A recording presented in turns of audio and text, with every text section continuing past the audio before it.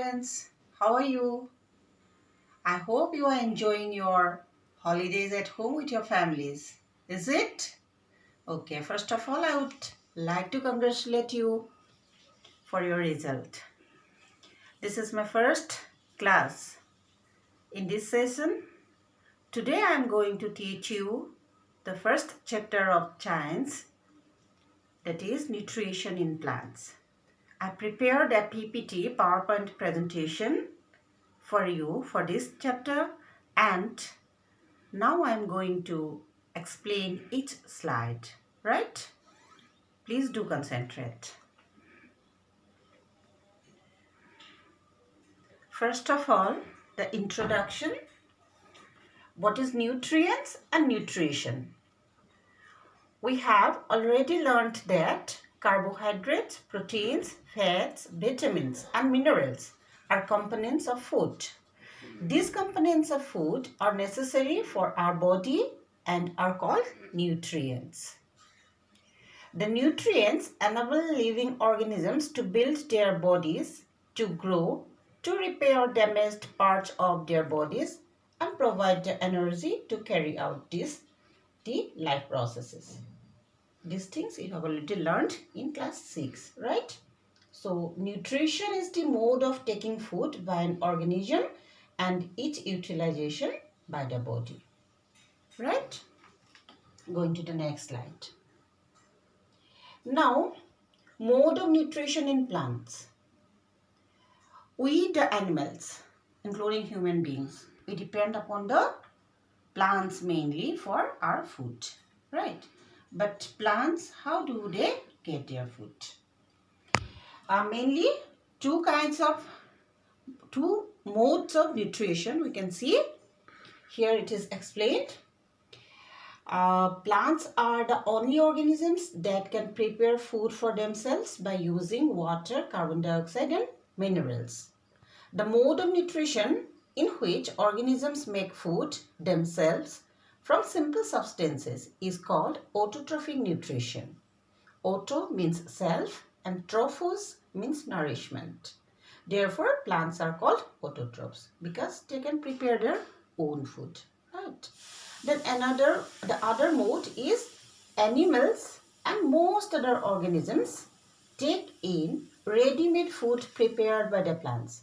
They are called heterotrophs. And the meaning of heteros means others. Means it depends upon the others. Right? Next, if the plants prepare their own food, so how do they do it? How do the plants prepare their food? Sources of raw materials that is required for this process. The synthesis of food in plants occurs in leaves. So leaves are the main site of food production. Water and minerals present in the soil are absorbed by the roots and transported to the leaves. Carbon dioxide from air is taken in through the tiny pores present on the surface of the leaves. These pores are surrounded by guard cells. Such pores are called stomata. You can see here in the diagram. These are guard cells and this is the opening. This is stomatal opening, right? This is called stoma. Singular is stoma. At night, it is closed. The guard cells comes together to close the opening, right? And at daytime, when sunlight is there, the guard cells go like this and the stomatal pore opened, right? And here is a stomata. It is shown in enlarged. And this is the leaf where photosynthesis takes place, right? The leaves have green pigment called chlorophyll. It helps the leaves to capture the energy of the sunlight. So sunlight is the ultimate source of energy that is captured by the chlorophyll. Chlorophyll has the ability to capture the energy, right? And it is converted to and it is stored in the food. It is converted into food energy, right? Next, the process photosynthesis, the food producing process. So how does it happen? How does it happen? The process through which chlorophyll containing cells of leaves in the presence of sunlight use carbon dioxide and water to synthesize carbohydrates is known as photosynthesis. I'm repeating, the process through which chlorophyll containing cells of leaves in the presence of sunlight use carbon dioxide and water to synthesize carbohydrates is known as photosynthesis. During the process, oxygen is released. The process can be represented as an equation like this. Okay, I'm going to show you the equation. Before that, you see, light energy, it is captured by the leaf, and the chlorophyll in the leaf. Carbon dioxide is coming to the leaf and it is going through the stomata, as I have told you. And during this process, oxygen is released, you see. Right? Water and minerals, it is absorbed through the roots. Okay, let us see. So this is the equation. Equation of photosynthesis. In word, we can write like this. In the leaf, carbon dioxide plus water in the presence of sunlight and with the help of chlorophyll, glucose is produced. It is a kind of carbohydrate. It is the simplest form of carbohydrate. And oxygen is released plus oxygen. Carbon dioxide plus water in presence of sunlight and chlorophyll. What gives? It gives glucose and oxygen. So this is the word equation. And we can write this equation in symbolic way like this. 6 CO2 means 6 carbon dioxide, 6 water in presence of sunlight and chlorophyll, glucose plus oxygen. That's why we say if we plant more trees, we will get more oxygen because more photosynthesis will take place and we will get more oxygen, right? Now here I have given an activity to show presence of stars, carbohydrate in leaves. Okay, we have told that yes, photosynthesis takes place in the leaves, food is produced, but how can we prove it that carbohydrate is there, photosynthesis takes place in the leaves? So this is a very simple activity. The carbohydrates ultimately get converted into stars to show the presence of stars in leaves. So we can do this activity. We have to take 2 potted plants of the same kind to keep one in the dark or in a black box for 72 hours and the other in the sunlight. For 3 days we will keep a pot in the dark and another in the sunlight, right? Then we have to perform iodine test with the leaves of both the plants as you did in class 6. You know, in the iodine test, if stars is there, what will happen? It gives us blue-black color. Now you see, we should record the results. Whatever record, we will get 2 different results because one plant was placed in the dark and another was in the sunlight. So we will get 2 different results. We should record the results. Now to leave the pot which was earlier kept in the dark in the sunlight for 3 to 4 days and perform the iodine test again on each leaves. Again record the observations. So earlier we kept that plant in the dark and now again we have kept the same plant in the sunshine for 3 to 4 days. And after keeping it for 3 to 4 days, we will take some leaves from that plant and we will perform the iodine test. Then we will get a different result. So through this iodine test we can prove the presence of carbohydrate in the leaves and we can also prove that photosynthesis takes place in the leaves. So next slide. Synthesis of plant food other than carbohydrates. So what are the other food other than carbohydrate that is produced by the plants? Carbohydrates are made of carbon, hydrogen and oxygen.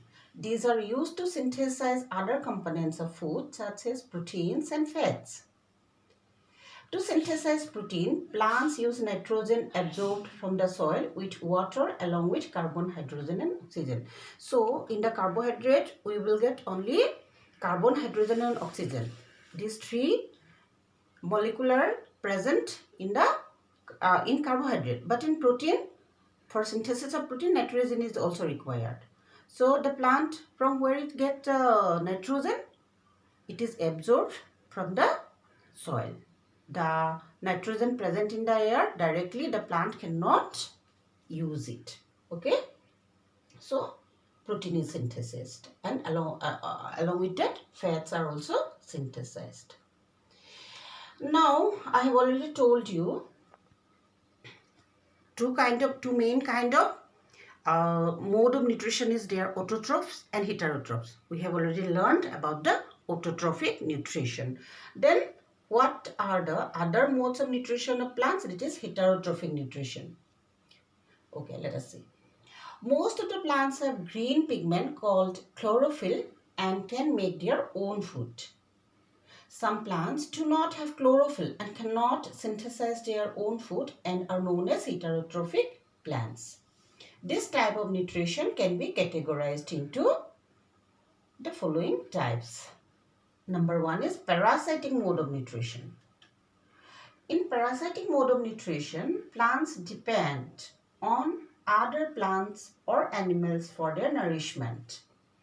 Such dependent plants are called parasites, and the ones on which parasites depend are called host. A parasite plant climbs on the host plant from which they get all the food. They do not synthesize food, they get the food from the host, that is parasite.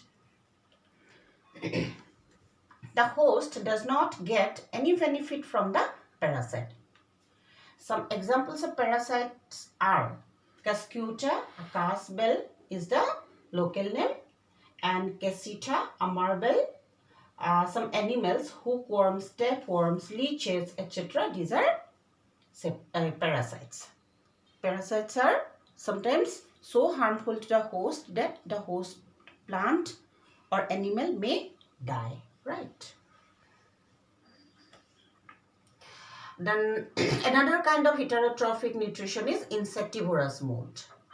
The insectivorous mode of nutrition is observed in plants like pitcher plant and the Venus flytrap.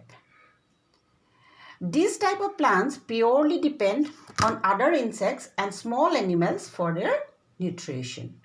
Pitcher plants trap small insects inside the pitcher, and insects are digested by the digestive juices secreted in the pitcher. So this is the pitcher plant, this is the pitcher plant, and this is the enlarged view of a pitcher. And if an insect goes inside, the lid is closed and the digestive juices secreted from that pitcher, it digests the insect inside the pitcher. Interesting, no? Insectivorous plants grow in those soils which do not contain sufficient nitrogen mineral. These types of plants are green and carry out photosynthesis to obtain a part of food. It doesn't mean that insectivorous plants only depends upon the animals. It can prepare its own food also because the leaves are green here. Okay. Then another mode of heterotrophic nutrition is saprophytic mode of nutrition. Mode of nutrition in which organisms or plants that obtain their nutrition from dead and decaying organic matter is called saprophytic mode. The plants which exhibit saprophytic mode of nutrition are called saprotrophs. Saprotrophs secrete digestive juices onto dead and decaying matter to dissolve it and then absorb nutrients from it. Examples of saprotrophs are moles, mushrooms, yeast, and some bacteria. You can see the moles developing on a lemon, the mushrooms developing in the dead and decaying log of wood. Right? It is absorbing the minerals from the dead and decaying matter. Then another kind of heterotrophic mode of nutrition is symbiotic mode of nutrition. Symbiotic. Two or more plants together, living together. In this mode of nutrition, there is a close association between two different plants of different categories. In such type of association, both the plants get benefited. For example, certain fungi live in the roots of the trees. In this case, tree provides nutrients to the fungi and in return receives help from it to take up water and nutrients from the soil. So you can see in the root some nodules are there. Inside that Rhizobium bacteria is living. So what is happening? It is taking help of the root to stay there, and in return this bacteria, when it will mix with the soil, it can trap nitrogen for the plant, is or not? So it is a symbiotic relationship.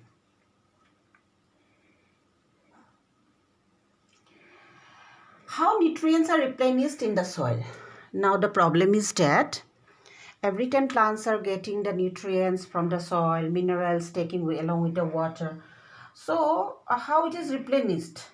Again, the nutrients, so that the another batch of plant can take, or the same plant in the next time it can take. So let us see. We know that plants continuously take nutrients from the soil in order to synthesize food. As a result of this, amount of nutrients in the soil decreases. Nutrients in the soil are replenished by adding fertilizers and manures. Fertilizers and manures contain plants, nutrients and minerals like nitrogen, phosphorus and potassium. Another way to replenish soil is to grow leguminous crops, for example, gram, peas, pulses, etc. in the soil. The bacterium called Rhizobium can take atmospheric nitrogen and convert it into a soluble form. But Rhizobium cannot make its own food. So it lives in the roots of a gram, peas, mung, beans and other legumes and provides them with nitrogen. In return, plants provide food and shelter to the bacteria. The image we have already seen. Thus, plants and bacteria have a symbiotic relationship. Now, how can we differentiate between a parasite, if it is a relationship of parasite and host, or it's a symbiotic relationship? So what are the differences between a parasitic and a symbiotic relationship? Okay, let us see. So 4 points I have listed there. First of all, you see in parasitic relationship, what happened? The organisms involved are called host and parasite. Then in symbiotic relationship, the organisms involved are called symbionts. In parasitic relationship, the parasite is benefited, the host is harmed. But in symbiotic relationship, the organisms involved are mutually benefited. Both are benefited. Number 3, parasites have modified roots called haustoria to suck the nutrients from the host plant.